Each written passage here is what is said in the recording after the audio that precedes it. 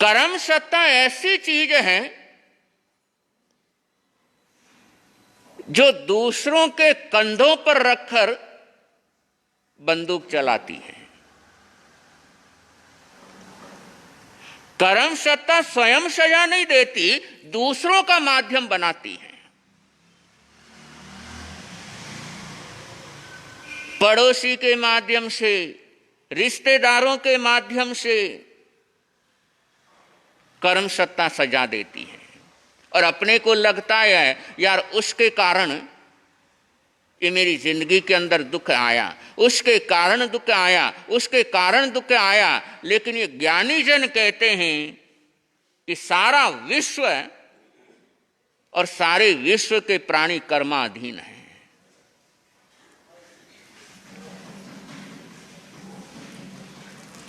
और जब तक कर्म से पीछा नहीं छूटता तब तक संसार पीछा नहीं छोड़ता है।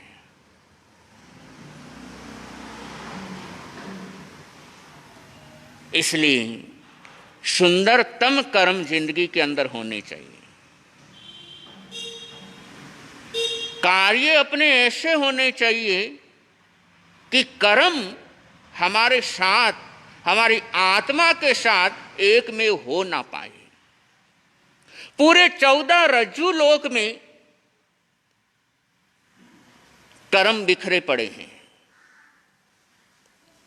लेकिन वो कर्म एक्टिव तभी होते हैं, कर्म पुद्गल एक्टिव तभी होते हैं जब हमारा ऑर्डर होता है। बिना बॉस की परमिशन के बॉस के कमरे में उनके अधीनस्थ कर्मचारी प्रवेश कर नहीं सकते। हम बॉस हैं। हमारी जिंदगी में कर्म का आगमन तभी होगा जब हमारा ऑर्डर होगा, जब हमारी परमिशन होगी। बिना हमारी परमिशन के हमारी जिंदगी में कर्म नहीं आ सकते।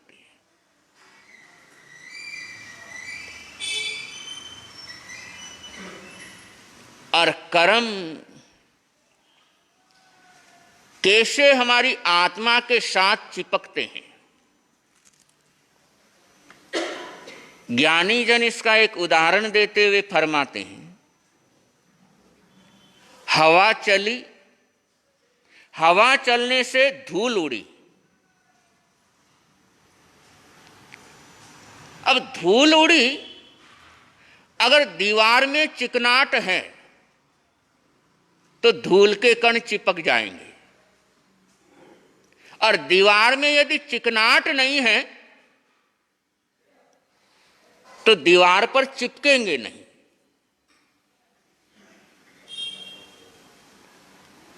इसी प्रकार मन वचन काय ये 3 योग, ये हवा है।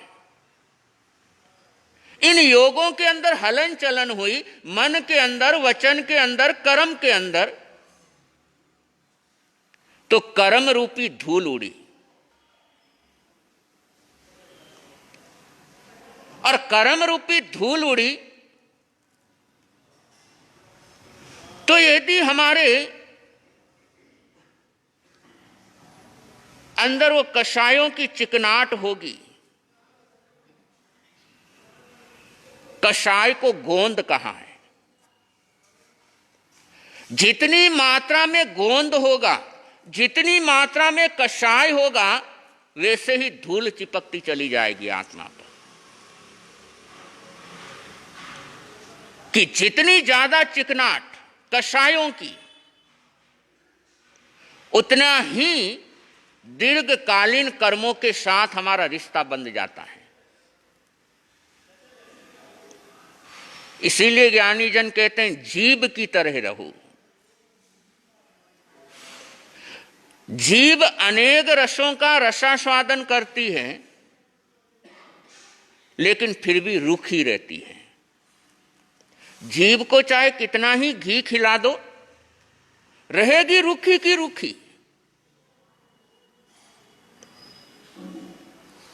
और यदि रूखापन है तो मिट्टी चिपकेगी नहीं।